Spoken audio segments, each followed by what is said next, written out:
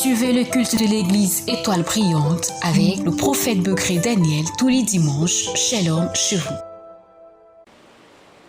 Aujourd'hui est un grand jour. Alléluia. C'est le jour où les hommes ont décidé de célébrer la maman ou les mamans. Amen, amen. C'est un jour merveilleux, c'est un jour puissant. C'est un jour de vie. Amen, amen. Parce que qui parle de mère parle de la vie. Amen, amen. Elles sont celles qui donnent la vie, qui la portent, mais également qui la donnent. Et en ce matin, nous allons sacrifier à la tradition en célébrant nos mamans. Je vais demander à toutes les femmes de bien vouloir se tenir debout afin qu'on puisse acclamer le Seigneur pour qui elles sont. Nous les hommes, on va acclamer le Seigneur pour nos mamans, pour les femmes de cette église, les femmes brillantes. Acclamons le Seigneur, bénissons Dieu par nos acclamations. Soyons contents de nous avoir suscité autant de moments dans cette église. Acclame bien le Seigneur, ne sois pas avant en acclamation. Homme, ne sois pas avant, célèbre le Seigneur, continue d'acclamer. Je pensais que tu allais crier même pour les moments. Oh, les hommes, je pensais que vous seriez en train de sauter pour les moments, en train de célébrer les moments avec plus de vigueur, plus de joie. Celui qui célèbre une mère célèbre l'Éternel, parce qu'il célèbre la vie. Amen, amen. Alléluia. Nous sommes plus que bénis de vous avoir au milieu de nous. C'est un privilège, c'est un honneur, pour moi particulièrement, de vous compter au milieu de nous. Et ma prière pour vous, c'est que l'Éternel vous mette au large. Pour celles qui n'ont pas encore d'enfants, que Dieu vous donne d'expérimenter la grâce de la maternité. Pour celles qui ont des enfants qui en veulent encore, que Dieu vous donne d'autres enfants. Pour celles qui veulent vivre des choses excellentes et inédites, que le Seigneur vous couvre de grâce et de bénédiction. Partout où vous serez, que le regard de Dieu soit toujours sur vous. Amen, amen. Dieu vous bénisse, chers mamans, et que sa grâce soit vos partages au nom de Jésus. Amen. Vous pouvez vous rasseoir.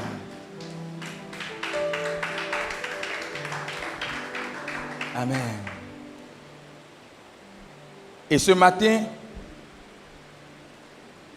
j'ai un message pour les mères, pour les mamans, les jeunes femmes, les jeunes mères, pour les mères déjà confirmées, les jeunes filles. J'ai une parole de Dieu pour toi. Et je crois que le Seigneur te fera du bien. Et comme la parole de Dieu est mixte, je crois que même si tu es un homme, tu trouveras pour ton compte dans ce message. Tu n'as pas dit Amen. Et comme la parole de Dieu est mixte, je crois qu'il y a quelque chose de Dieu pour les hommes également ce matin. Ce matin, j'ai intitulé mon message Déborah, une perle rare. Déborah, une perle rare. J'ai l'espérance qu'en ce matin, il y a des Déborah au milieu de nous. Je vais plus loin. J'ai la foi qu'en ce matin, dans cette assemblée, il y a des Déborah au milieu de nous. Alléluia. Et tout à l'heure, quand nous allons partager le message, tu vas voir à quel point cette dame, Déborah, était une femme spéciale, une femme particulière. Et je crois que la même sémence qui est en Déborah est dans la vie de quelqu'un ici. La même sémence qui habitait Déborah habite la vie de quelqu'un. Et si cette sémence n'était pas en toi, je peux t'assurer que jusqu'à ce que ce message finisse, cette sémence entrera dans ta vie. Car la parole de Dieu est une sémence. Amen, amen. Et elle créera en toi l'esprit de Déborah. Cette parole suscitera en toi l'esprit de Déborah. Je n'ai pas entendu les femmes me donner un bon amen. On va prendre nos Bibles dans le livre des Juges. Juges le chapitre 4, du verset 1 au verset 24.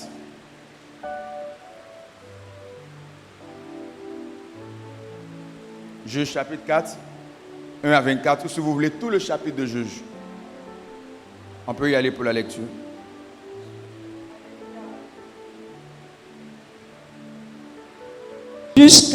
Juges 4, le verset 1 à 24.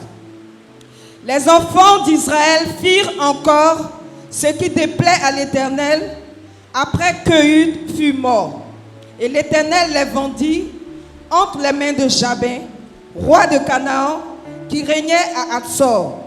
Le chef de son armée était Sisera et habitait à Haroshet Goïm. Les enfants d'Israël crièrent à l'Éternel, car Jabin avait 900 chars de fer, et il opprimait avec violence les enfants d'Israël depuis 20 ans. Dans ce temps-là, Déborah, prophétesse, femme de Lapidote, était juge en Israël. Elle siégeait sous le palmier de Déborah, entre Rama et Bethel, dans la montagne d'Éphraïm, et les enfants d'Israël montaient vers elle pour être jugés. Elle envoya appeler Barak, fils d'Abinoam, de Kedesh, Nephtali, et elle lui dit, « N'est-ce pas l'ordre qu'a donné l'Éternel, le Dieu d'Israël? Va, dirige-toi sur le mont Tabor, et prends avec toi 10 000 hommes, des enfants de Nephtali et des enfants de Zabulon. J'attirerai vers toi au torrent de Kison, Sisera, chef de l'armée de Jabin, avec ses chars et ses troupes, et je le livrerai entre tes mains. » Barak lui dit, « Si tu viens avec moi, j'irai. Mais si tu ne viens pas avec moi, je n'irai pas. » Elle répondit, « J'irai bien avec toi, mais tu n'auras point de gloire sur la voie où tu marches, car l'Éternel livrera Sisera entre les mains d'une femme. » Et Déborah se leva, et elle se rendit avec Barak à Kedesh. Barak convoqua Zabulon et Nephtali à Kedesh. 10 000 hommes marchèrent à sa suite, et Déborah partit avec lui.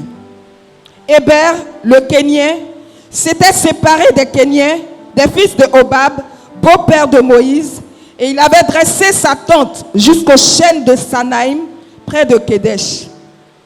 On informa Sisera que Barak, fils d'Abinoam, s'était dirigé sur le mont Tabor. Et depuis Haroshet Goïm, Sisera rassembla vers le torrent de Kison tous ses chars, 900 chars de fer, et tout le peuple qui était avec lui. Alors Déborah dit à Barak, « Lève-toi, car voici le jour où l'Éternel livre Sisera entre tes mains. L'Éternel ne marche-t-il pas devant toi? » Et Barak descendit du mont Tabor, ayant 10 000 hommes à sa suite. L'Éternel mit en déroute devant Barak, par le tranchant de l'épée, Sisera, tous ses chars et tout le camp. Sisera descendit de son char et s'enfuit à pied.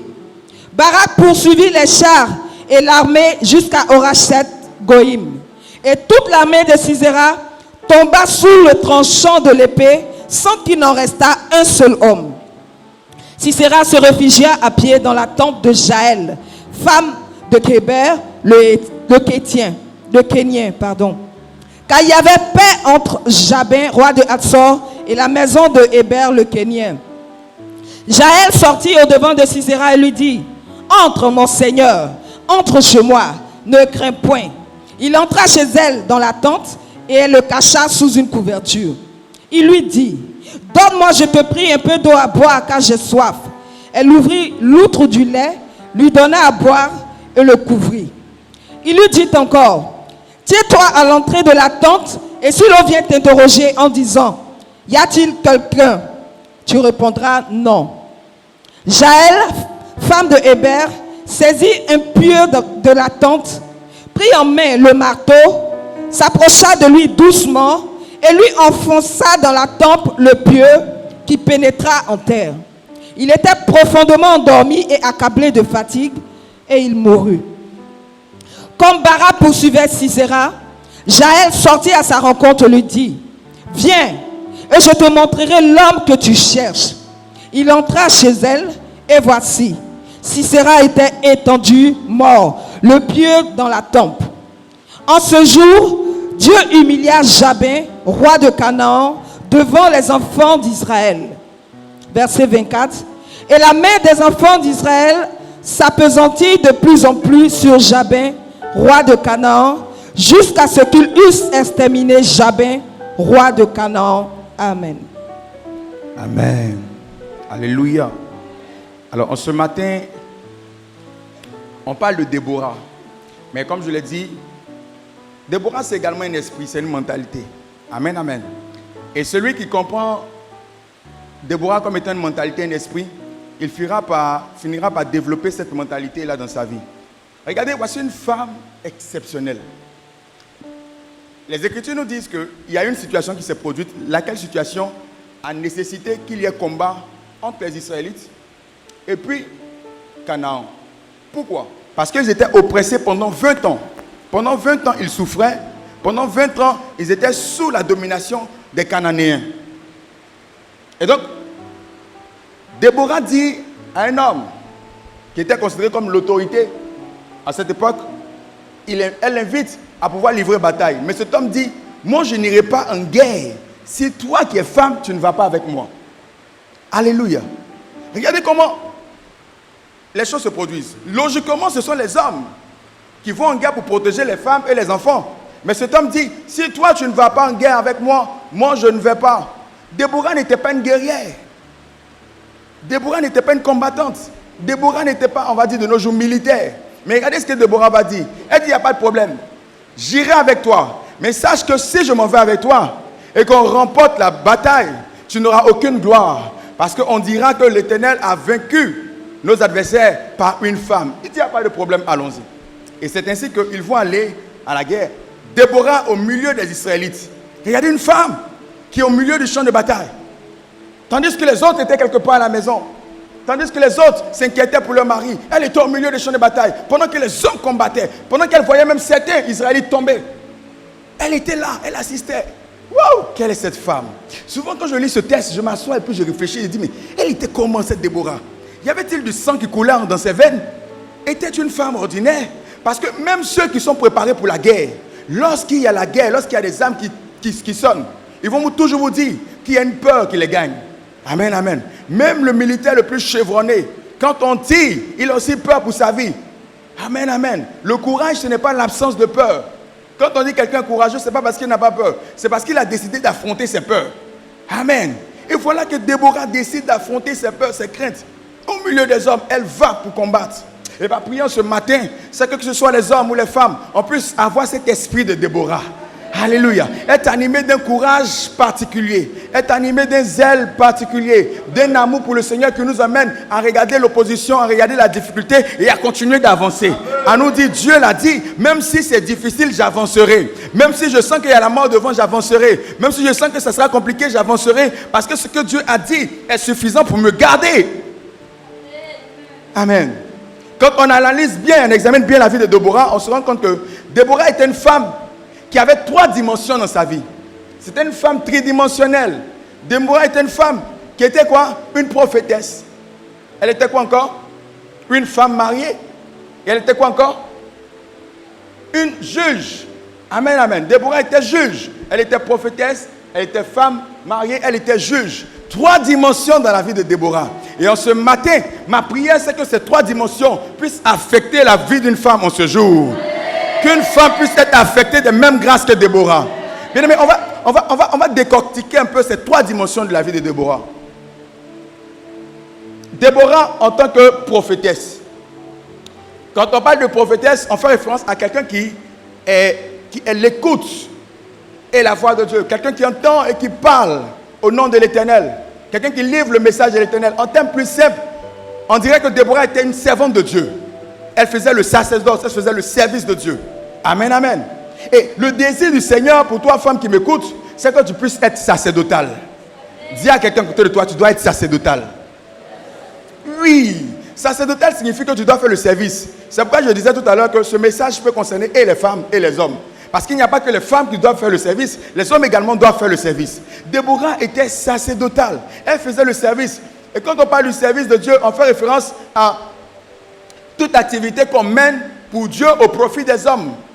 C'est tout travail qu'un homme fait pour Dieu, de la part de Dieu, en faveur de d'autres personnes. Et ce service de Dieu-là est interne et externe. Le sacerdoce est interne et externe. Le sacerdoce interne, c'est tout ce qui est fait dans la maison de Dieu.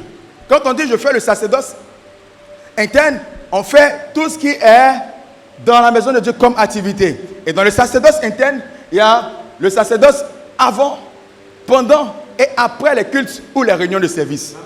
Amen, amen. Le sacerdoce, ce n'est pas seulement pendant les temps de culte. Avant même les temps de culte, le fait de pouvoir arranger la salle, le fait de pouvoir nettoyer les chaises, c'est un sacerdoce. Dis bien amen. En Israël, il y avait des personnes, les Lévites, qui étaient mis à part pour faire ce travail. Personne ne devait arranger le temple. Personne ne devait toucher. Seulement ceux qui étaient sacerdotales. Et Dieu nous a suscité pour être sacerdotal. Amen, amen. Beaucoup de chrétiens, malheureusement, ne voient pas la bénédiction qu'il y a à faire le service avant le culte. Pourquoi vais-je venir arranger des chaises? Pourquoi vais-je venir nettoyer le temple? Mais si tu ne nettoies pas le temple sera sale. Et si le temple est sale, le Seigneur ne sera pas glorifié. Amen, amen. Très souvent, on aime le service où on nous voit. On aime les services où on est en amont. Mais au-delà de ces services-là, il y a des services cachés que Dieu voit et que Dieu rémunère. Amen, amen. Et tu dois apprendre à être sacerdotal avant les cultes. Quand tu es là souvent, que tu sens le besoin de pouvoir venir tôt, nettoyer les chaises, viens. Joins-toi à des personnes qui appartiennent à ce genre de commission et sers Dieu de la sorte. Le service avant le culte, c'est aussi le nettoyage des latrines, des toilettes. C'est également ça le service. Parce que si toi-même tu vas dans les toilettes et puis c'est pas propre, est-ce que ça va te plaire? Bon, imagine que tu invites quelqu'un dans ton église et puis la personne a besoin de se soulager. Elle va dans les toilettes et les toilettes sont désagréables. Quelle image elle aura de ton église? Elle aura une mauvaise image de ton église, de ton pasteur et même de toi-même. Alléluia. Donc le service avant le culte est important. Et au-delà de cela, il y a le service pendant le culte. Le sacerdoce pendant le culte. Tel que la direction, la conduite, la louange et l'adoration.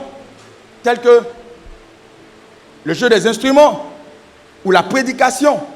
Tout ça, c'est le service, mais pendant le culte. Pendant que je suis en train de prêcher, je suis en train de servir Dieu. Pendant que le pianiste est en train de jouer, il est en train de servir Dieu. Pendant que les chantes sont en train de jouer, elles sont en train de servir Dieu. Amen, amen. Le dirigeant qui vient diriger, il est en train de servir Dieu. C'est un service pendant le culte. Il y a également les services après le culte. Où lorsque nous tous on se lève, on s'en va. D'autres personnes décident de venir remettre en état la salle. C'est aussi un service. Celui qui fait ça en train de servir Dieu. Dis bien amen. Oui. Personne ne le voit, mais il sert Dieu. Et regardez, ceux que Dieu bénisse de façon particulière, c'est ces personnes-là qui prennent à cœur de faire les choses que tout le monde n'a pas envie de faire. Amen. Parce que c'est des choses que pour les hommes, on trouve que c'est rabaissant. Mais pour Dieu, c'est des choses qui sont source d'élévation. Parce que celui qui veut être plus grand parmi vous, qu'il soit qui? Le serviteur des autres. Le serviteur, c'est celui-là qui se délaisse au bénéfice des autres. Le serviteur, c'est celui-là qui se met derrière pour que les autres soient vus. C'est celui-là qui fait le service pour que les autres soient célébrés, soient appréciés. Et une telle personne, Dieu finit par la mettre en hauteur. C'est pourquoi ma prière, c'est que tu puisses avoir cette culture du service également après le culte. Amen, amen. Que cette culture-là commence à t'animer, à bouillir en toi. Le service après le culte, c'est également recevoir les nouvelles personnes quand elles viennent, pour leur demander comment elles vont, leur donner de quoi à boire, leur donner une légère collation. Le service après le culte, c'est également prier pour ton frère après le culte. Tu vois que ton frère est un peu bizarre, tu t'approches, tu demandes, ah, je sens que tu es un peu bizarre. Non, j'ai des problèmes, je suis un peu troublé. Viens, je vais prier pour toi. Pierre et Jean, un jour, partaient au temple. Et ils ont trouvé un paralytique qui était là. Ils voulaient de l'aumône, ils voulaient de l'argent. Mais ils n'avaient pas cet argent à leur donner. Les Écritures nous disent quoi? Ils l'ont regardé fixement. Et Pierre a pris la parole pour dire, je n'ai ni or, ni argent à te donner, mais ce que j'ai, je te le donne. Au nom de Jésus, lève-toi. Marche. Vous savez, tu peux ne pas avoir de l'argent à donner à ton frère. Mais tu as peut-être une prière à faire pour lui. C'est également un sacerdoce. Peut-être qu'il a besoin d'argent. Mais par ta prière, Dieu peut lui ouvrir une porte. C'est pourquoi, quand on finit le culte, ne sois pas si pressé d'aller à la maison. Quelqu'un qui est sacerdotal, qui a fini le culte, il sait qu'il y a un autre culte après le culte. Le culte où il doit maintenant mettre en application tout ce qu'il a appris depuis son existence en tant que chrétien pour pouvoir bénir les nouveaux dans la foi, pour pouvoir soutenir les nouveaux dans la foi. Tu vois quelqu'un qui est malade tout à l'heure, la sœur Anne-Michel a rendu le témoignage d'un frère qui voulait venir, qui venait à l'église et son pied lui faisait mal. Imaginez-vous, s'il avait toujours cette douleur en venant, il n'allait pas être à l'aise de louer le Seigneur comme tu l'as loué. Amen, amen. Mais il a fallu que quelqu'un décide de pouvoir faire le service avant le culte. Vous voyez, le culte n'avait même pas encore commencé, que le service de Dieu avait commencé. Et tu dois être animé de cette volonté-là, de servir Dieu avant, pendant et après le culte. Par même des exhortations. Tu peux voir un frère qui est triste, Tu l'approches. Mon frère, comment tu vas? Je vais bien. Excuse-moi, mais je sens que tu es un peu triste. Est-ce qu'on peut juste partager un passage? Tu ouvres la Bible, vous asseyez là quelque part, et puis tu l'exhortes, tu l'encourages. Quand tu seras en train de faire cela, Dieu va utiliser tes mots pour lui parler. Peut-être qu'il a besoin d'une consolation. Il traverse des difficultés, il veut juste entendre, ça va aller, du courage. Dieu est avec toi. Amen, amen. Un jour, on était dans l'autre, à l'ERS, au domaine de la résidence Jama, lorsque, à un culte, j'ai reçu une dame qui est venue à l'hôtel. Et le Seigneur me disait, la seule parole qu'il me donnait pour cette personne, c'est « Dis-lui que je l'aime ». Donc je me rendais à un ministère, et quand j'arrivais sur elle, il me dit « Dis-lui que je l'aime ». Je dis « Seigneur, j'ai compris, mais tu n'as pas d'autres paroles pour elle ?» Il dit « Dis-lui simplement ça ». Et je me suis résolu à lui dire « Madame, Dieu vous aime ». Écoutez, quand j'ai fini de dire simplement « Dieu vous aime », elle s'est mise à pleurer. Pleurer comme un bébé. Pleurer comme un bébé. On est obligé de lui donner des papiers lotus pour qu'elle puisse s'éponger le visage. J'étais dépassé qu'un simple mot, Jésus t'aime, puisse créer autant d'émotions en elle. Et c'est bien plus tard, quand je l'ai reçu, que je me rends compte que cette dame était au bord du gouffre, que cette dame n'avait plus espoir en la vie, que cette dame voulait même se donner la mort. Et elle est venue à l'église et elle attendait d'entendre que Dieu l'aime, parce que pour elle, à cause de ses difficultés, de sa manière de vivre, à cause de tout ce qu'elle a fait, Dieu ne pouvait plus l'aimer, Dieu ne l'aimait pas. Et entendre que Dieu l'aime, cette simple phrase a redonné la vie à cette dame. Ça a redonné de l'espoir à cette dame et ça lui a donné la force de continuer à avancer. À ce jour, elle est encore vivante et elle continue de marcher avec le Seigneur. Donc vous voyez comment est-ce que des paroles poussées, inspirées par Dieu peuvent donner de la foi à quelqu'un. On a tous traversé ces temps-là où on a besoin de paroles de quelqu'un d'autre. Même quand nous sommes prophètes, nous sommes serviteurs de Dieu. Même quand nous entendons la voix de Dieu, on a toujours besoin de ces temps-là où notre frère nous dit du courage, Dieu est avec toi. Ou une soeur dit, ne t'inquiète pas, ta situation là, Dieu peut faire, ça va aller. Amen, amen. Et ça également, c'est le service de Dieu. Alléluia. Et au-delà du service interne, il y a le service externe ou extérieur. C'est tout service qu'on fait auprès des hommes de la part de Dieu, mais en dehors des 4 murs de l'église. Parce que le serviteur de Dieu, la servante de Dieu, n'est pas celui-là ou celle-là qui sert Dieu seulement à l'église. C'est une erreur pour vous que de croire que le service de Dieu se fait seulement les dimanches ou pendant les heures de culte ou les lieux de culte. Non, le service de Dieu est censé se faire au-delà même des 4 murs de ton église. Quelqu'un me suit? Et ce service de Dieu-là peut se faire à l'extérieur, peut se faire soit dans ta maison, dans ta famille, d'une part, ou dans ton travail, dans ton service, dans ton activité, d'autre part, ou auprès de quiconque que Dieu emmènera vers toi. Prenons l'exemple du service qui se fait dans la maison. Écoutez, la maison est le lieu, le territoire par excellence de la femme. C'est vrai que l'homme est le chef de famille, mais la femme est réputée pour être quoi? La maîtresse de maison. Alléluia. Donc, la maison doit être le lieu de sacerdoce même des femmes. Alléluia. Ta maison doit être ton endroit de sacerdoce. En tant que femme, tu dois être capable de pouvoir prier pour ta maison. Tu dois être capable de pouvoir être une sentinelle de ta maison. Une femme, c'est la gardienne de la maison. C'est elle là qui veille à ce que rien de mauvais n'entre dans la maison. Alléluia. Elle se tient à la brèche et elle intercède pour savoir quelle est la pensée, quelle est la volonté de Dieu pour sa maison, pour son mari, pour ses enfants, mais également pour empêcher les attaques de l'ennemi de détruire sa maison.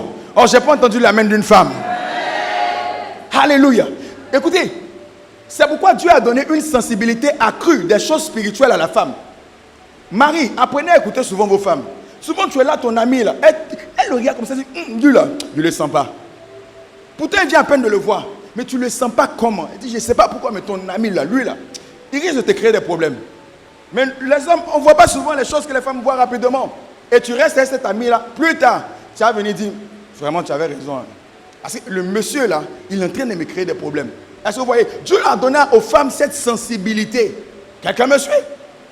Et la femme également est celle-là qui a la responsabilité, la grande responsabilité de l'éducation des enfants. C'est pourquoi, regardez, Dieu est celui qui a permis à ce que la femme puisse porter l'enfant. Ce n'est pas l'homme qui porte, c'est la femme. Et en le faisant, il a créé entre les mères et leurs enfants un lien fort, un lien émotionnel, affectif, spirituel très fort. Ce lien-là même est matérialisé par ce qu'on appelle le cordon ombilical. Amen, amen. Duquel cordon, la vie quitte la femme pour entrer dans l'enfant. La nourriture quitte la femme pour entrer dans l'enfant. Écoutez, À partir de cette réalité, vous devez comprendre en tant que femme que vous avez la responsabilité d'éduquer non seulement naturellement vos enfants, mais également spirituellement. La femme doit avoir la responsabilité de conduire son enfant vers Dieu. Vous devez travailler à amener vos enfants à connaître Dieu, à amener vos enfants à aimer Dieu, aimer les choses de Dieu, aimer les musiques de Dieu. Amen, amen. Beaucoup de femmes aujourd'hui sont contentes de voir mon enfant sait danser, hein, et puis c'est quelle chanson sait danser? Chanson de Arafat. Et puis il sait chanter ça du début jusqu'à la fin. Et puis on est là, prince, prince, prince. Alléluia. Toi, chrétienne, commence à encourager ton enfant à danser chanson de Marie-Adé. Alléluia. Encourage ton enfant à danser les chansons chrétiennes. Alléluia. Oui, parce que, écoutez, ce que tu laisses entrer dans la vie de ton enfant, c'est ce qui demain va le déterminer. Vous devez apprendre à mettre des semences de qualité dans la vie de vos enfants afin qu'ils deviennent des hommes de valeur, des femmes de valeur. Dans le livre de Proverbes, Salomon dit ceci, il dit instruis l'enfant pendant qu'il est jeune, et quand il sera grand, il ne se détournera point. Salomon me va un peu plus loin, il dit quand il sera vieux, il ne se détournera point. Je peux vous assurer, ça marche. Enseignez à vos enfants les voies de Dieu. Montrez-leur comment est-ce qu'on prie. Pour cela, vous devez vous-même le faire. Vous savez, un enfant, comment est-ce qu'il se développe? Par l'imitation. Quand un enfant voit que son père fait ceci, il le répète. Si ton enfant voit que tu es toujours en train de dire à ton papa, à ton mari, va là-bas. L'enfant aussi va te dire, va là-bas. Tu dis, hé, tu me parles mal. Hein? Il dit, c'est comme ça que tu parles là-bas. Parce que pour l'enfant, c'est bon. Quelqu'un me suit? L'enfant grandit par l'imitation. Vous devez emmener vos enfants à vous imiter. Le matin, même quand tu es occupé, maman, prends du temps, médite la parole de Dieu avec ton enfant. Ça ne va même pas durer plus de 15 minutes. Alléluia. Quand tu seras en train de le faire, tu vas aider ton enfant à se développer. Le soir, même si tu es fatigué, prends du temps, prie avec ton enfant. Apprends ton enfant à prier. Apprends le bébé, même quand il est bébé, apprends-le à se mettre en genoux. Alléluia. Oui, c'est pourquoi ne laissez jamais vos enfants à la maison. Emmenez-les dans la présence de Dieu. On va les aider à connaître Dieu, à marcher avec Dieu, à aimer Dieu, à se soucier des choses de Dieu. Je me souviens d'une petite qui allait à l'école et sa camarade lui a dit qu'elle est vilaine. Et la fille lui a dit, non, je ne suis pas vilaine. Il dit, mais pourquoi tu dis que tu n'es pas vilaine? Parce que ma maman m'a dit que un enfant de Dieu n'est pas vilain. Moi, je suis enfant de Dieu, je ne suis pas vilain.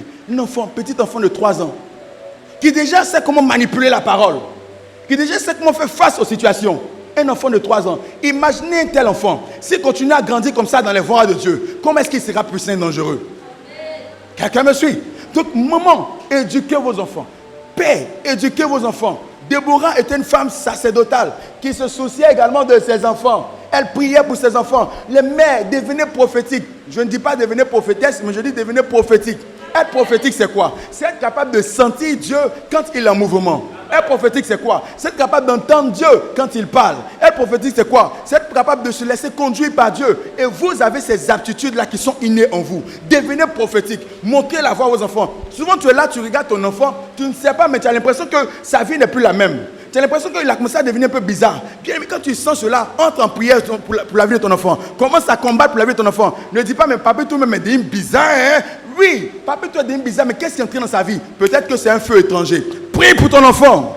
Alléluia. Et ça, c'est la femme sacerdotale. Ça, c'est la première dimension de Déborah. Et ma prière, c'est que les femmes de cette église, les femmes brillantes, deviennent sacerdotales. Qu'elles deviennent sacerdotales. Déborah n'était pas que sacerdotale. Déborah était aussi matrimoniale. Dis à ta voisine ou ton voisin, Déborah était matrimoniale. Quand on dit matrimonial, on fait référence au mariage. On dit Déborah, femme de Lapidote. Déborah était la femme de Lapidote. Il y a quelque chose qui me plaît, c'est que Déborah savait comment être une femme. Déborah savait comment être une femme. Quelqu'un m'a dit, mais c'est quoi savoir comment être une femme? Regardez, les rapports entre l'homme et la femme, pour nous qui sommes en Christ, doivent être christiques. Pas critiques, pas critiques. Christique, c'est différent de critique.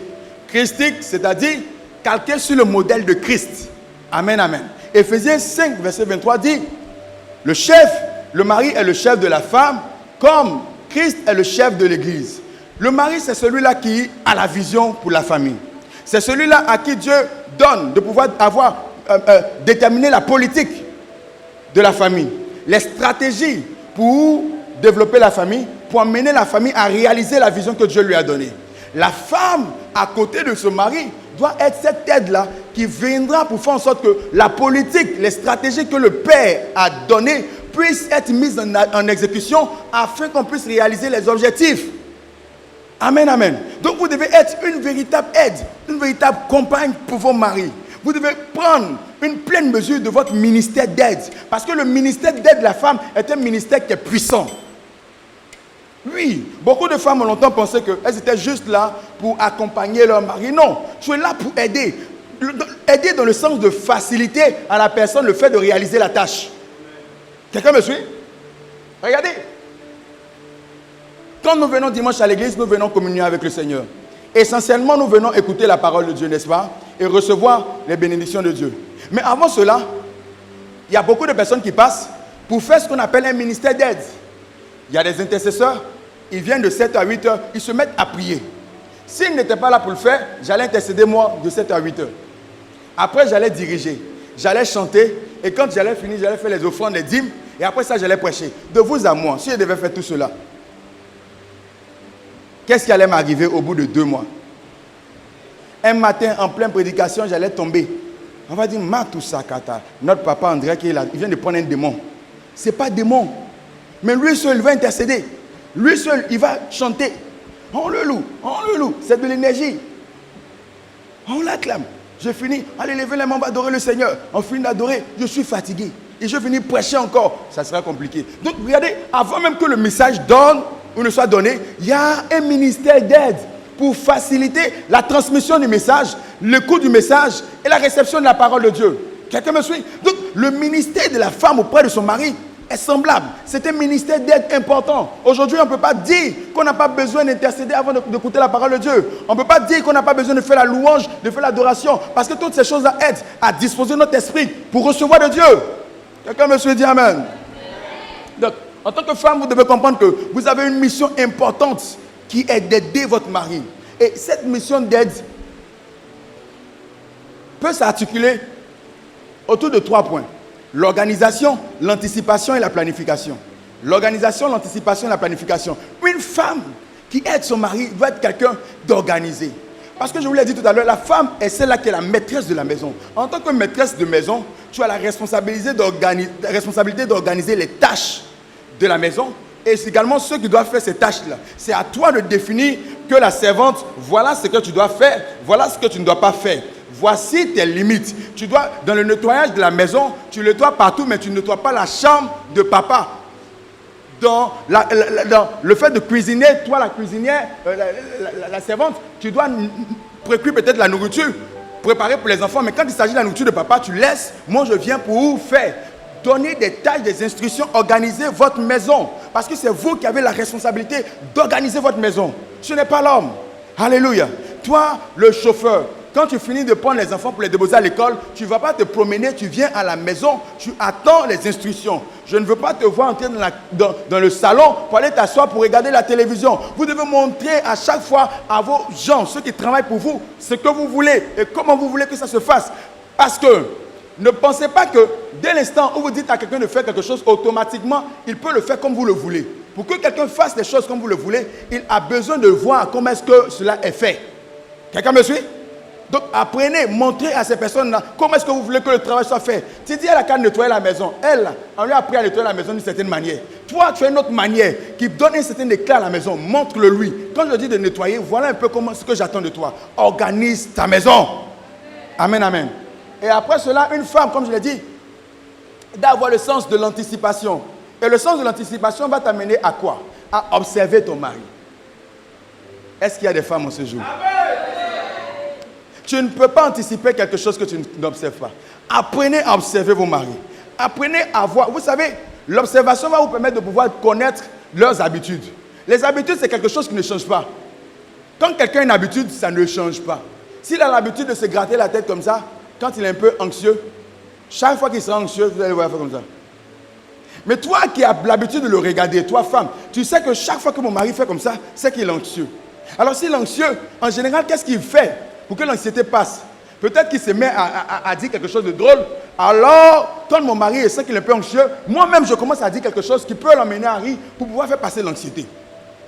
Peut-être que mon mari est ce genre de personne qui, le matin, il boit toujours son jus d'orange avant d'aller au travail. Il va pour ne pas me déranger, il prend son jus d'orange et puis il boit. Je vois que c'est une habitude pour lui. Qu'est-ce que je fais? Puisque j'ai un ministère d'aide auprès de lui. Le matin, avant même qu'il puisse aller dans la cuisine, j'ai déjà préparé son jus d'orange de Bruges. Je lui facilite la vie. Le ministère d'aide, c'est un ministère de facilitation de la vie de l'autre. Donc je prépare cela avant même qu'il ait accès à cela. Peut-être que ton mari, c'est le monsieur là qui, les dimanches, à partir de 17h, il s'assoit devant la télévision et puis là, ça zappette entre les mains et puis il change les chaînes. Il aime regarder le football. À 17h, il est assis, il regarde les matchs. Tu le sais, tu le vois. Tu es à la maison et tu sais que c'est une habitude pour lui. Quand il est 16h50, tu dis aux enfants, papou, mamie, quittez là, allez-y jouer, allez-y étudier, faites tout ce que vous avez à faire. Toi-même, tu prends la télécommande, tu mets sur la chaîne de football là. Parce que tu sais qu'à 17h, il va venir regarder le foot. Alléluia. Tu lui facilites la vie. Écoutez, c'est des choses qui semblent anodines, mais c'est des choses qui embellissent la vie. C'est des choses qui semblent anodines, mais des choses qui donnent du plus à la vie. Tu donnes des choses, de la valeur, de la saveur à la vie. Apprenez à donner de la saveur, de la valeur à la vie à travers ces ministères d'aide. Amen, amen, amen. Et dans le ministère d'aide, il y a cette dimension également de planification. Une femme doit être capable de planifier également les choses dans sa maison. Et je vous donne quelques exemples. Regardez, c'est toi la maîtresse de maison. Tu ne dois pas permettre que le monsieur là mange copé avec riz du lundi au jeudi. Copé du riz, copé du riz, copé du riz. Planifie. Lundi, on mange ceci. Mardi, on mange cela. Mercredi, on mange. Même si tu n'as pas l'opportunité de préparer, tu donnes des instructions à la servante. Servante, tous les lundis chez moi, c'est ce qu'on mange. Les mardis, c'est ce qu'on mange. Les dimanches, monsieur aime recevoir souvent des amis et il aime peut-être du riz, sauce graine, avec polo, viande, poisson, crabe, tout dedans. Tu fais ça comme ça. Dimanche, il sait que sa femme va lui faire du riz, sauce graine, avec polo, viande, crabe, tous les crustacés dedans. Alléluia. Et vous voyez qu'en agissant ainsi, tu es en train de montrer ta dimension de planification. Quelqu'un me comprend? Quelqu'un me suit? Et regardez, la planification ici doit être au niveau des naissances. En général, au début des relations, monsieur, madame, il se chamaille un peu sur combien d'enfants on doit avoir. L'autre dit 10. Toi aussi. C'est pas que pour ton enfant là c'est difficile. Prenons 2.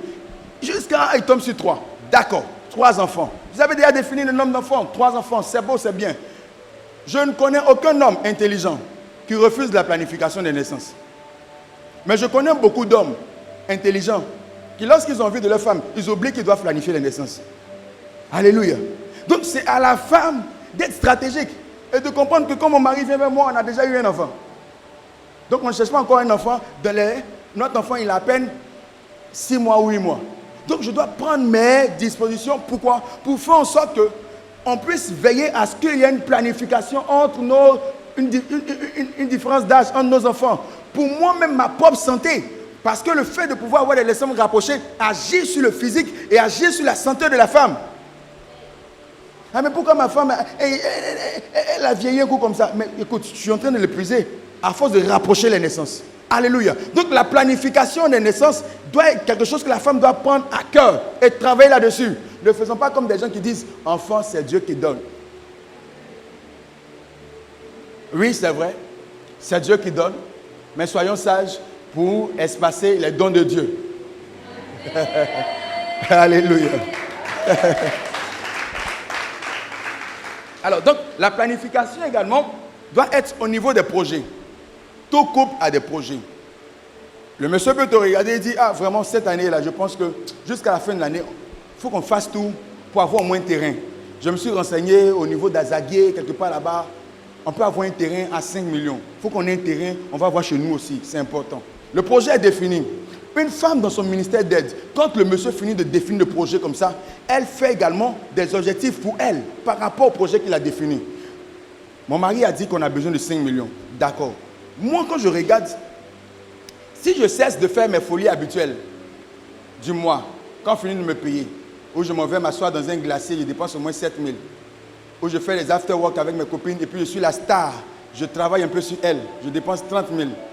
si j'essaie de faire cela, je vois que je peux quand même garder au moins 100 000 francs, ça c'est sûr, par mois, mettre de côté, d'accord. Et chaque trimestre, j'ai des pics sur mon salaire. Donc en mars, en juin, en septembre et puis en décembre, au lieu de 100 000, je peux pousser jusqu'à 300 000. Donc quand je fais ce calcul-là, jusqu'en fin décembre, je me retrouve avec 2 millions.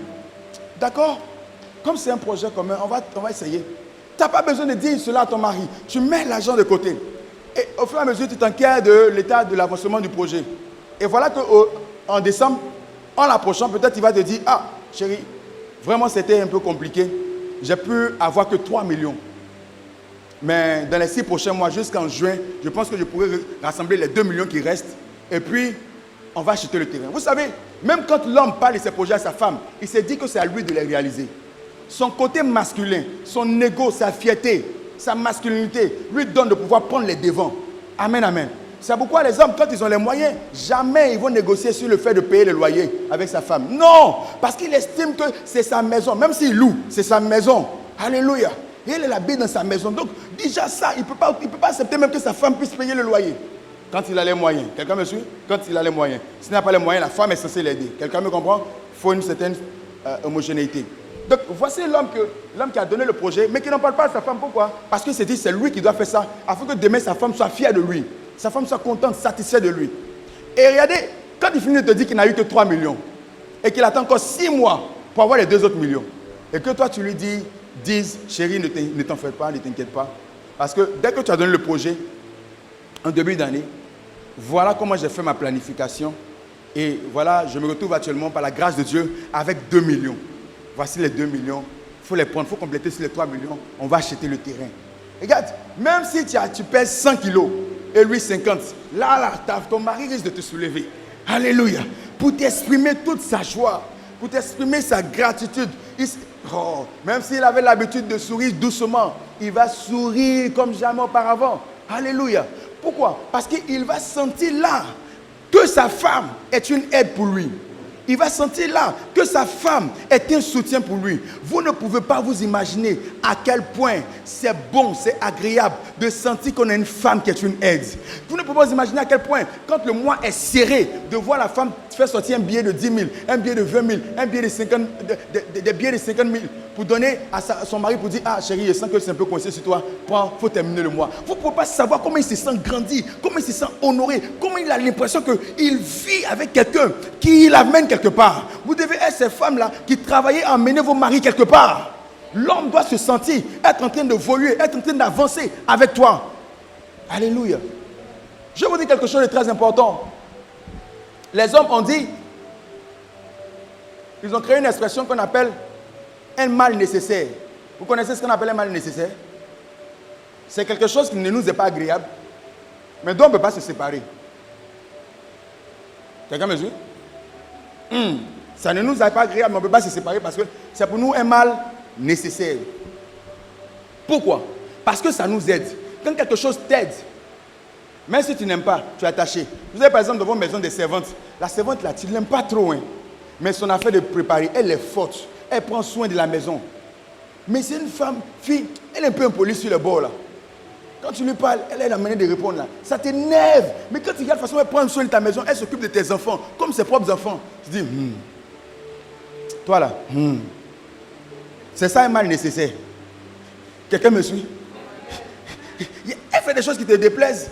Mais à cause, quand tu regardes dans l'ensemble, ce qu'elle fait, ça te calme. Il y a des employés comme ça. Il est tête brûlée. Mais quand tu donnes le travail, pendant que les autres vont faire 3 heures, 4 heures, lui en 45 minutes, il a fini le travail qu'il t'a donné. Donc, moi, tu veux le chasser. Mais quand il pense au travail, quelque chose te dit, il faut le laisser, il faut le laisser. C'est pas grave, il faut le laisser. Donc, il est un mal nécessaire. Je vous dis quelque chose de très important. Un homme se sépare difficilement ou ne se sépare carrément pas d'une femme qui est une aide pour lui. Je reprends. Un homme se sépare difficilement ou ne se sépare carrément pas d'une femme qui est une aide pour lui. Un jour, j'ai demandé à un monsieur bien âgé, il était peut-être dans la soixantaine. Je lui ai posé la question, mais papa, c'était pas mon papa, c'est un monsieur. Je dis, mais papa, comment se fait-il qu'il y a des hommes qui par un concours des circonstances, souvent se retrouvent à faire des choses qu'ils ne voudraient pas faire ou des choses que les femmes n'aiment pas. Ou même souvent, ils retrouvent les femmes dans des comportements qui ne sont pas intéressants. Mais il les laisse quand même. Il reste avec elles. Et il dit, mon fils, c'est qu'elle m'apporte. C'est qu'elle me donne. Quand je regarde les autres femmes, ce n'est pas évident qu'elles puissent me donner cela. Donc, quand je mets dans la balance ce qu'elle m'apporte et ce qu'elle ne m'apporte pas, comme on le dit, il n'y a pas match. Donc, je préfère rester avec elle que de dire je vais partir regarder les yeux de quelqu'un d'autre. Est-ce que l'autre que je vais regarder là peut m'apporter ce qu'elle m'apporte? Elle prend soin de moi. Et voilà comment les hommes, dans leur généralité, réfléchissent. Quand il y a des femmes qui sont des aides auprès d'eux, mais pourquoi aller s'embêter avec une femme? Tu vas laisser ta femme qui est ton aide pour aller prendre une femme qui va venir te créer des problèmes. Celle même qu'elle a là, avant même, elle ne te demande pas l'argent. L'autre qui est là-bas, là, elle n'est même pas encore dans le foyer, que chaque 2 semaines, il faut me donner l'argent, il faut me donner... Amen, amen. Quand il regarde que la femme qui est là, s'occupe de ses enfants, elle l'aide même à aller de l'avant, il se dit, mais je cherche quoi à aller divorcer et me marier d'une autre femme, avec une autre femme. Mais quand il constate que celle qui est à la maison, sa présence est sensiblement égale à son absence, mais pourquoi vais-je rester avec elle? Vous voyez comment est-ce que les gens souvent ont des réflexions un peu tordues? Et pourtant c'est ça. C'est pourquoi vous devez travailler à toujours être des aides, de quelque manière que ce soit. C'est peut-être pas financièrement, ça peut être émotionnellement, ça peut être même spirituellement. Je connais une dame, son mari dit, il l'appelle ma prophétesse. Lui il n'est pas bien converti, hein. Sa femme, chaque fois qu'il doit faire des affaires, elle prie pour lui. Quand c'est pas bon, elle lui dit. Souvent même, elle décrit les personnes qu'il doit rencontrer. Donc elle s'en va les rencontrer, il dit, toi, elle était d'avio. Il dit, comment ça? Il dit, ma femme à la maison là-bas, là. Ma femme, elle voit tout. Tout ce qui se passe, elle voit. Toi, tu ne peux pas m'arranger. Donc souvent quand il est là, il demande à sa femme, je sors, hein. Je peux ça dire, ça l'amuse, c'est un peu drôle pour lui. Mais il sent que sa femme est une aide. Est-ce que vous voyez? Elle n'a pas forcément de grands moyens à lui donner, mais spirituellement, elle veille sur sa vie, elle veille sur son âme. Un jour, il disait à son ami qui se plaignait de ce qu'il a investi, ça n'a pas marché. Il dit, mais il faut voir ta femme, quelle est la femme là, qui a pris sa marche, moi ma femme là, je ne me fatigue plus haut. Quand il y a des choses, je lui dis, elle fait, ça marche. Quand je lui parle, elle là c'est Dieu, Dieu a mis Dieu à côté de moi. Et puis il avance comme ça. Est-ce que vous voyez? Donc vous devez avoir ce sens d'anticipation dans ce que vous faites. Quelqu'un me suit? C'est également ça être une femme. Et c'est également ça être animé de l'esprit de Déborah. Quelqu'un me comprend? L'esprit de Déborah, c'est également l'esprit de quelqu'un qui est sacerdotal, mais quelqu'un également qui est matrimonial. Quelqu'un qui se soucie de son mari, qui se soucie de sa maison. Souciez-vous de votre maison. Laissez les compétitions inutiles. Toi, tu es à la maison. Pourquoi tu veux faire compétition avec quelqu'un qui est dehors? Alléluia. Non. Concentre-toi sur ce que tu as fait à la maison. Laisse ce qui est dehors. Souvent, les femmes se contentent de faire des choses qui ne sont même pas intéressantes. Pourquoi tu veux te battre avec la fille qui est dehors? Laisse-la. Il aura toujours des filles dehors. Mais c'est toi qui es à la maison. Quand tu sors là, tu ne vois pas des gens. Tu peux empêcher qu'il y ait des gens dehors. Tu ne peux pas les empêcher. Donc tu ne peux pas empêcher ton mari de voir les gens dehors. Mais prie pour que Dieu garde son cœur, pour ne pas qu'il se retourne où il aille vers les femmes qui sont dehors. Là où tes paroles ne peuvent pas l'aider, ta prière peut l'aider. Je vais vous expliquer cette femme qui priait pour son mari. Son mari la trompait. Elle est priée seulement. Un matin, elle a pris ses effets. Un peu s'est retrouvée chez sa copine. Une petite fille qui est dans la vingtaine. Sa femme était dans 40-50 ans. Il avait même des enfants qui avaient l'âge de sa copine. Et il était à l'aise. Le monsieur qui a les cheveux blancs commençait à mettre yomo. il fait les coiffures de jeunes. Parce qu'il veut être à la page. Pour montrer à sa copine que lui aussi il est là. Un jour, alors que sa femme priait, elle priait seulement. Il y a eu des disputes entre lui et puis sa copine. Elle a parlé, il a parlé, elle l'a giflé. Quand elle a giflé, il a attrapé sa joue. Il a regardé et dit, c'est moi qui as giflé. J'ai dit, c'est moi qui as giflé. Amour a commencé à diminuer dans son cœur. C'est moi qui as giflé. 3 fois. 3e fois, Amour l'a quitté.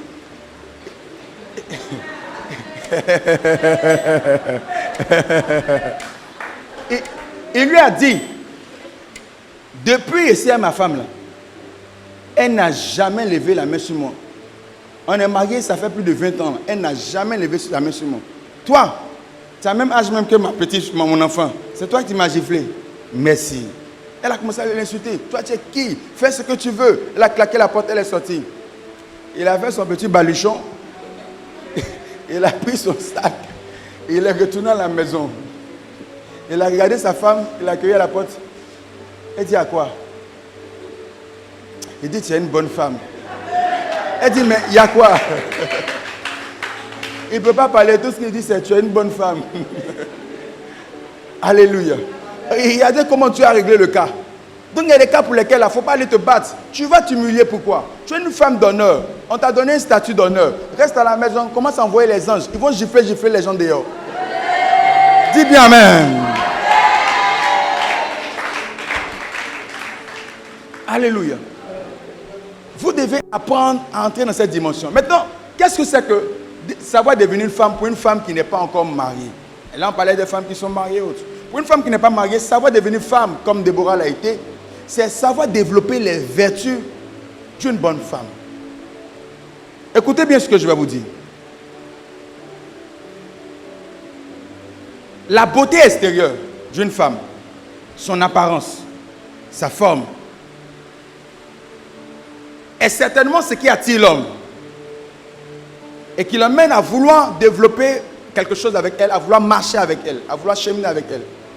Cependant, c'est la beauté intérieure, son caractère, son cœur qui retient cet homme ou qui l'amène à développer une vie avec cette dernière. Alléluia. Regardez, quelqu'un a dit, mais lui il ne comprend pas. Pourquoi sa femme est devenue impolie comme ça? On lui a demandé, ça fait combien de temps vous vous connaissez? C'était sa fiancée. Il dit, ça fait 4 ans. Il dit, mais en 4 ans là, elle, c'est pas comme ça elle était. Elle dit, si. Mais le souci, c'est qu'il a décidé de me marier avec elle. Donc, maintenant qu'il a décidé de se marier avec elle, l'impolitesse, elle trouve que c'est plus accessible. C'est plus admissible. Pourtant, cette même femme impolie l'a vu là. Mais comme hier, il n'avait pas l'intention de se marier avec elle, son impolitesse allait. Maintenant qu'il veut se marier avec elle, n'accepte plus l'impolitesse. Aucun homme se sentirait à l'aise d'être avec une femme qui a tout le temps les nerfs à fleur de peau. On ne peut même pas plaisanter avec toi. Ah, il y a quoi, laisse-moi. Tu as quoi?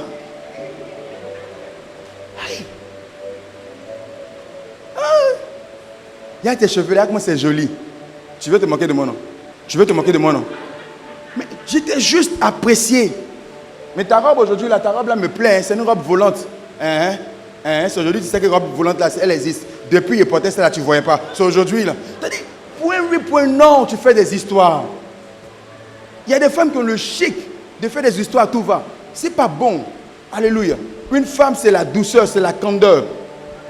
Salomon a dit, dans Proverbe 21, verset 19, il dit, vaut mieux habiter dans une terre déserte. Vaut mieux habiter dans une terre déserte que dans une maison avec une femme querelleuse et irritable. Vaut mieux habiter dans une terre qui est déserte, abandonnée, il n'y a personne. C'est le désert. Tu es seul au désert. Le soleil te frappe. Tu te nourris de scorpions et autres. Salomon dit c'est mieux pour toi que d'habiter dans la même maison qu'une femme qui est tout le temps en train de faire palabre. Parce qu'un matin, tu as fait AVC. Donc, les femmes devaient travailler votre caractère pour ne pas être querelleuses. Parce que lorsqu'il y a la quiétude, la paix quelque part, ça donne la force de pouvoir réfléchir et puis créer. De pouvoir réfléchir et apporter des choses dans la famille. Quelqu'un me suit? Arrêtez ces histoires de tu as quitté où? Tu es parti où? Tu fais ça? Pourquoi tu ne me fais pas ça? Pourquoi tu ne me fais pas ça? C'est bon. Alléluia. Arrêtons ça. Regarde ton voisin, regarde ta voisine, dis c'est bon, arrêtons ça. Alléluia. Oui, il faut arrêter ça, sérieusement. Et tu es sorti là. Pourquoi l'odeur de ton parfum a changé? Mais il est transpiré. Transpiration et puis ancien parfum, mon parfum est mis là. Est-ce que ça a donné même odeur là? Non. Il y a odeur d'une femme sur toi. D'autres même là, c'est les dons spirituels qui se manifestent là. Elle vient te renifler. Dieu a aiguisé ce sens spirituel. Elle sent les esprits. Tu as quitté où? Mais il vient du travail. Non. Pourquoi il y a une odeur d'une femme sur toi? Pardon, je viens du travail. Si tu viens du travail, prochainement, là, quand tu es au travail, prends photo. Il doit t'amener des photos via WhatsApp à chaque 2 heures. Pourquoi? Juste pour t'assurer que ton mari ne te trompe pas. Ce n'est pas bon, les femmes. Alléluia. Vous devez développer ces genres d'attitudes bonnes qui permettront à votre mari d'être épanoui, à l'aise, heureux, tranquille. Savoir qu'il a du repos à la maison. Et les hommes, toujours, ils font after work. Vous connaissez after work? After work, c'est quand tu finis le travail et puis tu ne vas pas à la maison. Tu prends tes camarades, pour te manger, pour te boire un peu avant de rentrer. Un jour, il y a un qui a demandé à son camarade, mais quand on finit after work là, on a l'impression que toi, tu ne vas pas à la maison. Tu restes là. Parce que 2 fois, tu nous as dit, on n'a qu'à rester. On a dit, nos femmes nous attendent. Toi aussi, tu es marié, mais pourquoi tu restes? Il dit, c'est parce que je veux passer plus de temps ici. Il dit, mais pourquoi tu veux passer plus de temps ici? Et ta femme? Et un jour, il appelle son camarade pour lui dire, il lui montre un message de sa femme. Roger, où tu es parti là, reste là-bas.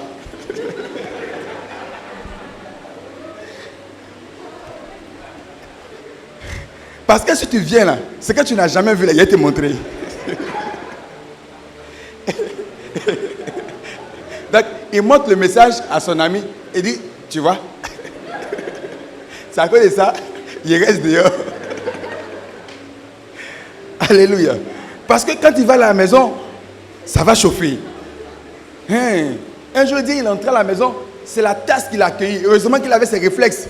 Donc la tasse est venue comme ça, elle a esquivé. Il a ouvert la porte, il est ressorti, c'est le lendemain, il est venu. Oui, une tasse. Et si ça l'avait blessé?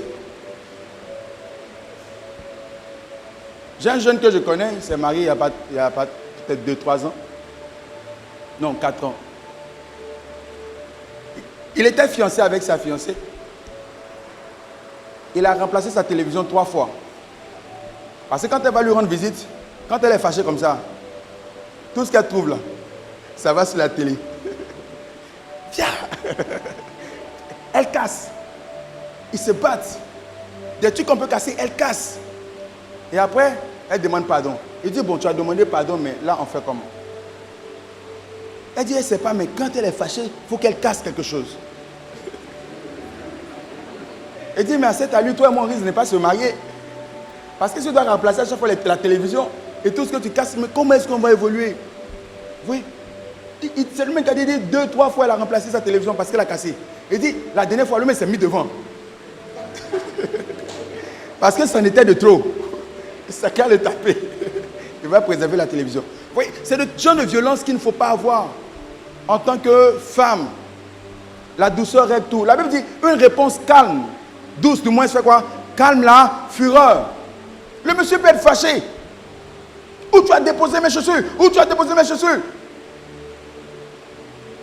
Il a une journée, il n'était pas trop ça. Donc quand il pense à sa journée, il est déjà fâché. Il rentre à la maison, il veut porter ses chaussures pour aller faire son sport. Il ne retrouve pas ça. Pourquoi tu as déplacé mes chaussures? Doucement, tu lui dis, ah chérie, excuse-moi, pardon. Comme c'était un peu sale, j'ai nettoyé et puis j'ai rangé ça au dressing. C'est à cause de ça que tu ne vois pas tes chaussures. Pardon, il ne faut pas te fâcher. Assieds-toi, je vais venir avec ça. Ça va le calmer. Mais non, non, non.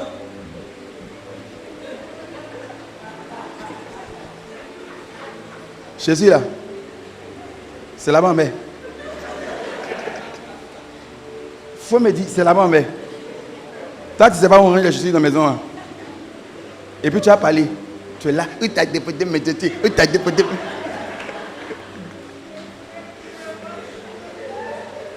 Et ce qui est marrant, si ça devient un problème, quand on les appelle pour régler, tu vas voir la femme qui a dit, mais il n'a rien fait. Et puis comme ça, il m'a tapé. Il a demandé ses chaussures, il lui a juste dit, mais les chaussures, ce n'est pas la bonne range. Vous voyez la différence? Et quand tu écoutes ça, tu te dis, mais le monsieur il est mauvais. Hein? Une femme te dit simplement, ce n'est pas la bonne range, les chaussures. Pourquoi tu la bats de la sorte? Il ne sait pas que c'est la même phrase, mais ce n'est pas le même ton. Alléluia. Oui. Sinon, c'est la même phrase. Donc, vous devez faire preuve d'assez de retenue dans votre manière de parler. La Bible dit que vos paroles soient assaisonnées de sel, de grâce. On doit parler avec beaucoup de grâce. pour calmer les fureurs, pour calmer les tempêtes. Vous savez, quand un homme est face à des défis qu'il n'arrive pas à relever, il est stressé, beaucoup stressé. Et quand il vient à la maison, il a besoin de sa femme pour le déstresser à travers des paroles douces, des paroles calmes. Pas encore l'irriter. Quelqu'un me suit? Et je crois qu'il y a des femmes de la trempe de Déborah au milieu de nous. Des femmes capables de faire descendre le stress dans la vie de leur mari. Des femmes capables d'être des aides particulières. Alors je termine en parlant de cette troisième dimension de Déborah. La dimension royale. Déborah avait également une dimension royale. La Bible dit que Déborah était quoi? Elle était juge. Déborah était juge. Donc, Déborah avait une position d'autorité dans la société. Elle avait un statut élevé. Or, je bénis le Seigneur de ce que, aujourd'hui, les femmes ont compris que ce n'est plus la peine de pouvoir être simplement, ce n'est plus nécessaire ou utile d'être simplement femme au foyer, mais qu'elles peuvent également faire quelque chose dans la société. Amen, amen. Et vous, en tant que femme de l'église Étoile Brillante, vous devez chercher à faire quelque chose dans la société. Vous devez chercher à avoir une position sociale. Amen, amen. Même si tu es commerçante, tu dois te battre à être parmi les meilleures commerçantes et à élever ton niveau dans le commerce. De sorte à ce que demain, ta voix soit entendue parmi les commerçantes.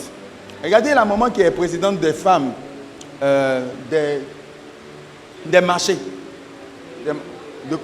Des marchés, c'est ça, non? Du vivrier, là. Mais quand elle s'exprime, elle n'a pas forcément un langage de personne qui a BTS, licence et autres. Non. Cependant, parmi les femmes du vivrier, c'est elle qui est la patronne. On l'interviewe. Aujourd'hui, beaucoup de personnes qui ne sont même pas dans le vivrier la connaissent. Moi, comme ça, si je la vois dans la rue, je peux la reconnaître. Est-ce que vous comprenez? Elle a compris qu'elle doit tout faire pour pouvoir monter. Ne pas rester en bas, avoir également un nom dans la société. N'oubliez pas que vous êtes des étoiles brillantes. Et une étoile n'est pas sur la terre. Une étoile est dans les cieux. Une étoile est censée être en hauteur. Et de là où elle est, elle influence, elle brille sur la terre. Peu importe le domaine où tu es, tu peux briller. Alléluia. Tu dois élever ton niveau, tu dois monter. Tu ne dois pas dire, ah, moi c'est ça seulement, je sais faire. Oui, c'est ça seulement, tu sais faire, mais tu peux développer ce que tu sais faire. Beaucoup de ceux qui sont devenus des grands ingénieurs ont développé. Regardez Einstein. Einstein, lorsqu'il partait à l'école primaire, on l'a retiré de l'école. Parce que ses professeurs ont trouvé qu'il n'était pas assez intelligent pour rester à l'école. Pour aller à l'école, pour suivre comme les autres. Einstein que vous connaissez, là, lisez son histoire. Sa maman l'a pris. Elle a cru en lui. Elle a mené des gens pour pouvoir lui donner des cours.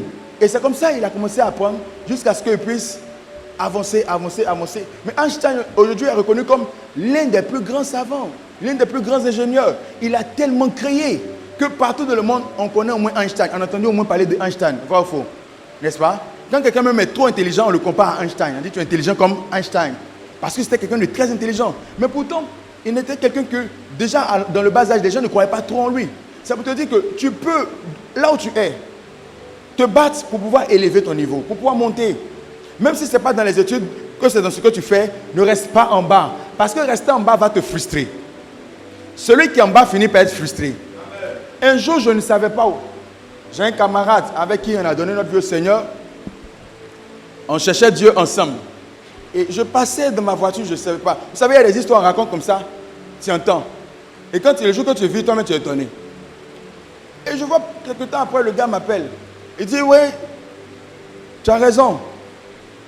J'ai dit, mais toi, m'ont dit quoi? Tu ne me salues même pas. Il dit, non, il te salué comment? Quand vous réussissez là, c'est ce que vous faites. J'ai dit, mais parle de quoi? Il dit, tu m'as éclaboussé tout dessus de ta voiture là. Tu veux dire que tu ne m'as pas vu? Mais je ne l'ai pas vu. Non seulement je ne l'ai pas vu. Et puis je n'ai pas fait sciemment. Les pneus sont passés dedans et puis ça l'a éclaboussé. Donc pour lui, on marchait avant ensemble. Maintenant comme il ne marche pas, il éclabousse ma voiture. Pourtant il n'en est rien. Ce qu'il a exprimé, c'est de la frustration. Parce qu'il a vu qu'on avait commencé ensemble, mais il est resté derrière. Vous devez faire tout pour pouvoir avancer, ne pas rester derrière. Amen. Sinon, quand vous allez voir des gens avec qui vous avez commencé ensemble, être très loin, vous pouvez être frustré de la vie. Est-ce que j'entends l'amen de quelqu'un? Maintenant, suivez-moi. Les hommes ont pour coutume de dire, derrière un grand homme, quelqu'un m'a dit, t'as mis la fin? Se cache une grande femme. C'est ça, non? Est-ce que c'est pas vrai? C'est vrai, n'est-ce pas? Moi, je vais aller un peu plus loin pour dire, plus haut, la femme est sur le plan social, économique et autres, plus loin son mari va. Je réponds. Plus haut, la femme s'élève, plus loin son mari va. Car, que vous le vouliez ou pas, l'homme et la femme dépeignent l'un sur l'autre. La personne qui influence plus le mari, c'est sa femme. Un homme est fort lorsque sa femme croit en lui, lorsque sa femme le challenge, lorsque sa femme l'encourage. Un homme est faible lorsque sa femme le dénigre et qu'elle ne croit pas en lui, elle le méprise. Même si dehors les gens lui disent qu'il est beau, si sa femme à la maison lui dit tu es vilain, il va finir par croire qu'il est vilain. Si sa femme à la maison lui dit tu ne vaux rien, même si elle lui dit dehors tu es fort, il va finir par croire qu'il ne vaut rien. Pourquoi? Parce que la personne avec qui il partage le plus le temps, il partage plus sa vie, ne croit pas en lui, le dénigre. Ceux qui ne partagent pas trop sa vie, est-ce que ce qu'ils disent est vraiment vrai?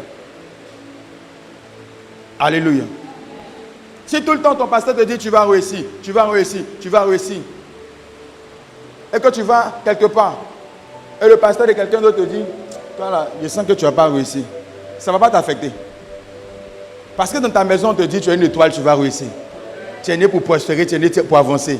Donc quand on te dit les choses qui sont négatives, ça ne t'affecte pas. Parce que dans ta maison, tu as la substance qui nourrit ton âme constamment. Donc comprenez que la femme est celle-là qui challenge, qui est censée challenger, encourager, motiver son homme. Parce qu'il y a des moments où tu es découragé. Il y a des moments où les hommes se disent, je ne vais pas arriver, je ne sens que je ne peux pas. Ça, la femme te dit, non, tu vas arriver. Tu vas y arriver, tu peux. Il y a quelque chose comme toi. Regarde, tu as pu nous donner de quoi manger hier. Tu peux nous donner de quoi manger encore aujourd'hui. Lève-toi, va te battre. Quand il entend cela, ça lui donne de la force. Une femme qui a une grande ouverture d'esprit. Une femme qui est enracinée dans la vie sociale, économique, politique ou autre. Et qui monte, qui élève son niveau. Une telle femme, écoutez-moi bien, une telle femme tire son mari toujours vers le haut. Mais une femme qui n'a pas une grande ouverture d'esprit tire toujours son mari vers le bas, chaque fois qu'il veut faire des efforts pour aller vers le haut. Regardez, j'ai entendu l'histoire d'une personne, un homme. Il était avec sa femme, ils étaient mariés, et il avait fait un master, un diplôme d'ingénieur dans un domaine, et il sentait en lui le besoin, il avait 3 ans de mariage avec sa femme, il sentait en lui le besoin d'aller étudier en Europe. Donc il a passé un concours, un test a marché, donc il devait partir faire 2 ans d'études là-bas pour avoir encore un autre diplôme, pour être encore plus performant. Il parle de ça à sa femme. Sa femme se met à pleurer. Pourquoi tu pleures?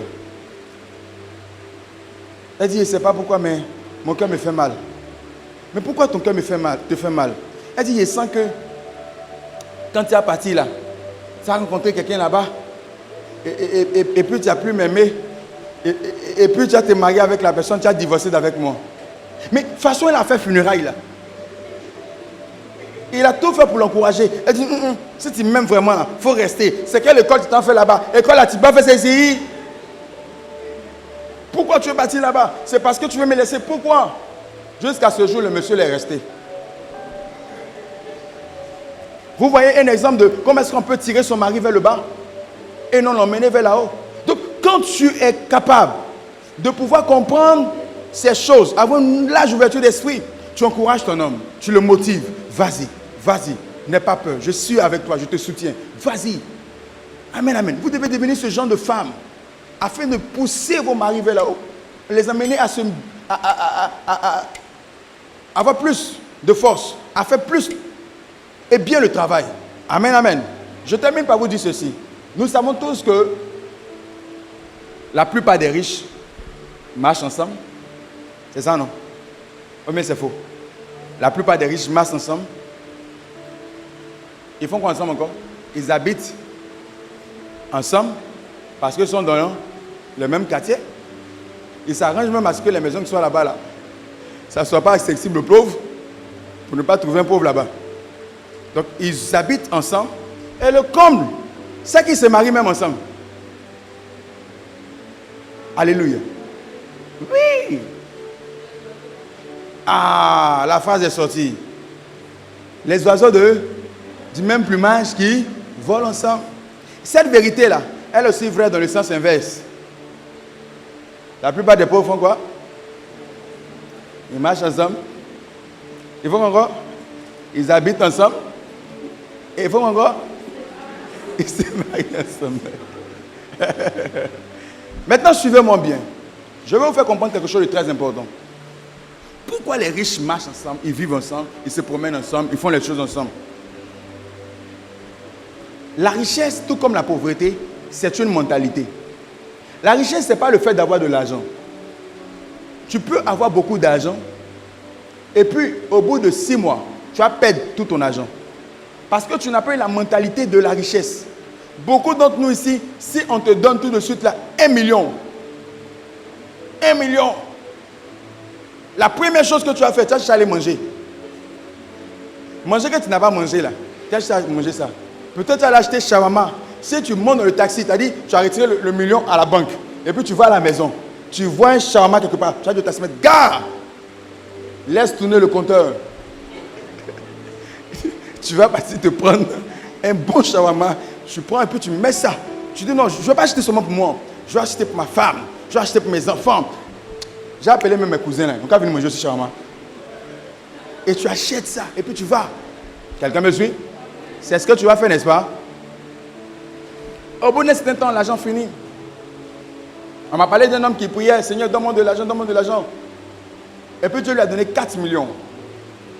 4 millions. Quelqu'un qui est galéré, Dieu te donne 4 millions. Vous savez ce qu'il a fait? Il habitait en famille. Hein? Il a déménagé.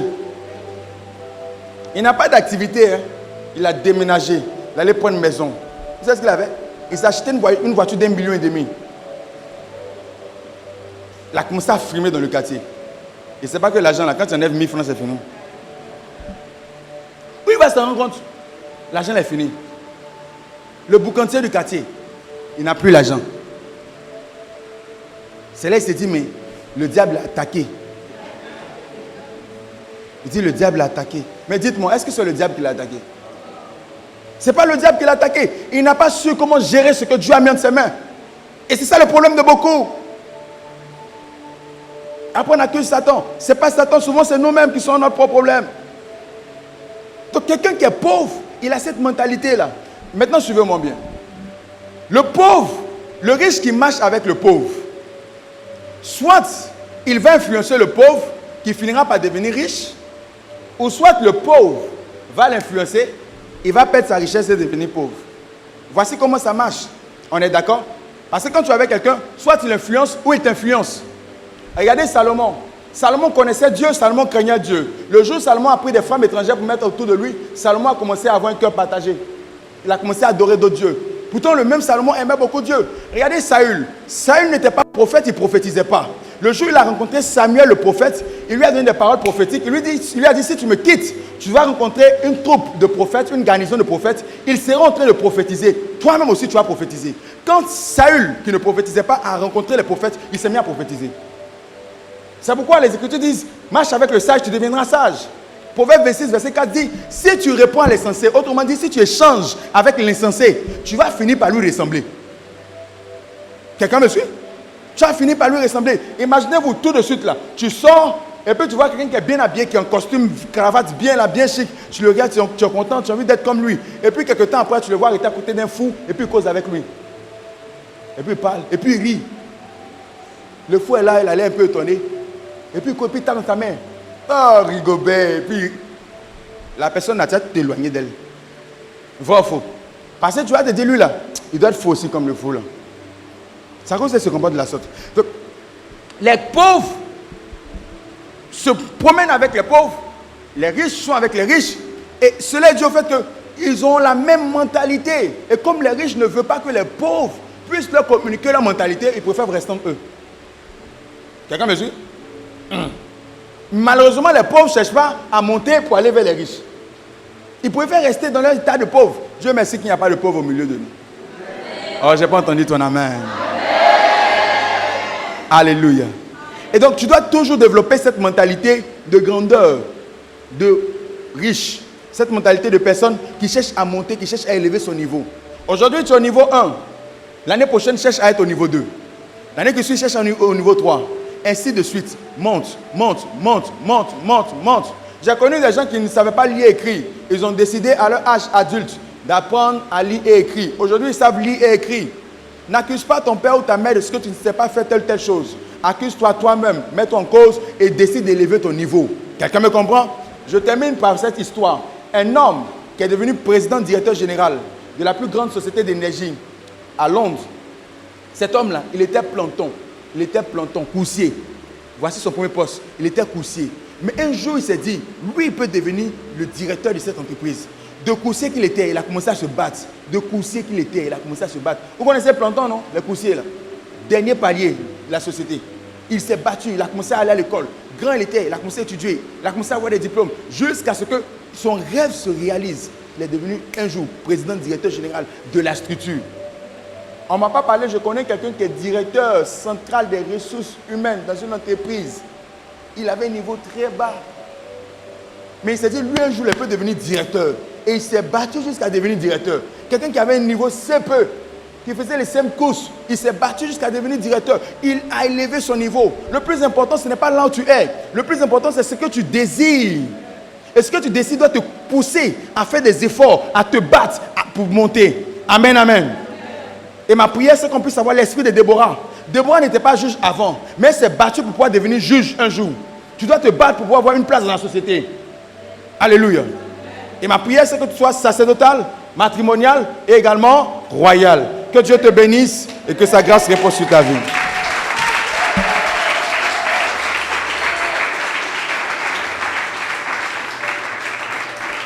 Amen. Vous êtes des personnes de valeur, vous êtes des personnes de qualité. Une personne de valeur, c'est une personne qui prend ses responsabilités, qui ne jette pas la faute sur les autres. Je crois en l'influence de la sorcellerie dans la vie des gens, mais je crois également au sens de la responsabilité de chacun. Alléluia. Regardez, l'Inde, vous connaissez le pays qu'on appelle l'Inde? On appelle ce pays le pays aux 1000 dieux. L'Inde est le pays aux 1000 dieux. Parce que là-bas, tout est Dieu. Même bœuf, c'est Dieu. En pleine voie internationale, si un bœuf passe, les voitures s'arrêtent. Tant que le bœuf ne traverse pas, on ne bouge pas. Parce qu'on considère le bœuf comme étant une divinité là-bas. Si c'est toi, tu as klaxonné, pim, pim, on ne klaxonne pas là-bas sur bœuf. Parce que c'est comme un Dieu. Ils adorent toutes sortes de dieux. Mais malgré leur adoration, malgré le diable qu'ils adorent là-bas, l'Inde est développée. Nos bus Tata, on utilise ici, là, c'est eux qui fabriquent ça. Alléluia. Ça veut dire quoi? Au-delà de ce qui peut avoir l'influence des ténèbres dans ta vie, si tu te lèves et tu prends conscience que tu as un avenir à créer, à façonner, à travailler, tu auras la force du Seigneur pour pouvoir vaincre l'adversité et puis avancer sur le chemin que Dieu t'a tracé. Arrêtez de ne voir que le diable comme étant l'auteur de vos maux. Souvent, il est important que tu te réveilles et que tu te dises, on dirait que moi aussi je suis paresseux. On dirait que moi aussi je compte trop sur les autres. On dirait que moi aussi je refuse d'utiliser ma tête, mes deux bras. Dieu t'a donné une tête et deux mains avec des pieds. Utilise-les et puis fais-toi un avenir. Utilise-les et travaille à ton avenir. Certaines personnes, quand elles me regardent, elles disent, oh, le pasteur là c'est un fils de papa, c'est un choco, il est né dans le luxe, dans l'opulence. Souvent quand j'ai l'opportunité de parler un peu de mon témoignage, certains me regardent, ils sont étonnés. Oui, j'ai fait des choses pour ne pas dépendre des gens. Et même pas dépendre des parents. Je me souviens, il fut une période où, bien que serviteur de Dieu, je faisais cabine avec le prophète Samuel. Qui connaît le prophète Samuel? Et on faisait cabine. Alléluia. Après, même on est parti faire assurance. On a fait beaucoup de choses. Vous me voyez, il y a lavé voiture. Vous voyez, voiture, on lave là. Il y a lavé voiture. Tu vois odeur de voiture, dis-moi? Non. Mais écoutez, toutes ces choses-là ne faisaient pas de moi un moins que rien. Parce que, comme les hommes le disent, il n'y a pas de saut métier dans la vie. Ce que tu peux faire qui va t'apporter de quoi à être digne, fais-le et demeure digne. Parce qu'un homme également, c'est sa dignité. Ce que tu peux faire qui va te donner d'avoir tes 10 francs, ne pas quémander, ne pas tendre la main à quelqu'un d'autre, fais-le. Et pendant que tu le fais, dis-toi qu'il y a quelque chose de meilleur que Dieu est en train de préparer pour toi. Aie l'esprit fixé vers l'avenir. Et te dis, c'est vrai, je commence en bas, mais je ne vais pas rester en bas. Je suis certes à ce niveau-là, mais moi aussi, on va me célébrer dans cette vie. Moi aussi, on va chanter mes louanges dans cette vie. Moi aussi, on parlera de moi dans cette vie. On annoncera mes louanges dans cette vie. Voilà ce qui doit t'animer. Alléluia. Cette semaine sera pour quelqu'un qui croit une semaine particulière. Je vous assure. Cette semaine sera pour quelqu'un qui croit une semaine particulière. Dieu va visiter quelqu'un dans cette assemblée. Lève tes mains vers le trône de Dieu.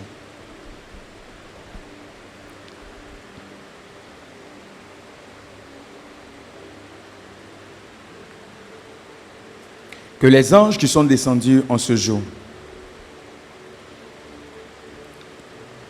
pour libérer les grâces de Dieu conformément à cette parole qui a été donnée, qu'il active ces 3 dimensions dans ta vie. Qu'il fasse de toi une personne sacerdotale, matrimoniale et royale.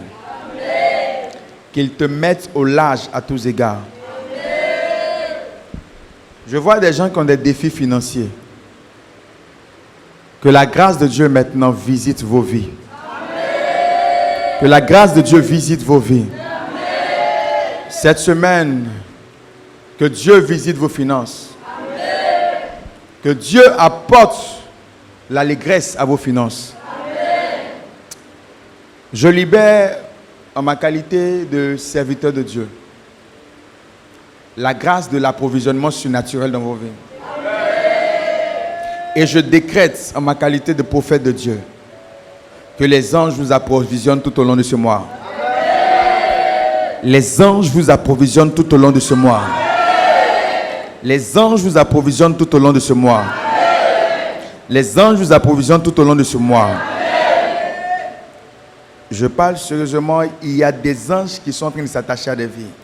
Les anges vous approvisionnent tout au long de ce mois. Les anges vous approvisionnent tout au long de ce mois. Vous qui avez des défis dans vos familles, vous qui avez des défis dans vos maisons, l'ange de l'Éternel vient pour vous visiter. Et il aplanit vos défis dans le nom de Jésus-Christ. Il vous donne le dessus sur ces défis. Je libère la grâce qui vous donne d'entrer dans une semaine exaltante. J'ouvre la porte pour la manifestation surnaturelle de Dieu. Vous qui n'arriviez pas à entendre la voix de Dieu, vous l'entendez. Vous qui n'arrivez pas à marcher dans les voies de Dieu, vous êtes mis sur ses voies. Vous qui avez besoin de sa grâce, vous la recevez. Et elle repose sur vous avec abondance. Allez-y et que vos familles, que vos collègues, que vos amis et connaissances témoignent que vous êtes la réponse de Dieu à leurs problèmes. Que vous êtes la faveur de Dieu sur cette terre. Si tu le crois, dis 3 fois Amen.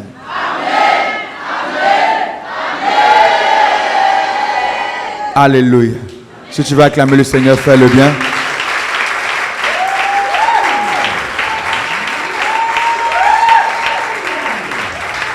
Amen. Alors, je veux que tu dises à quelqu'un, ne lui serre pas la main comme on n'est pas autorisé. Dis à quelqu'un, je suis la réponse de Dieu.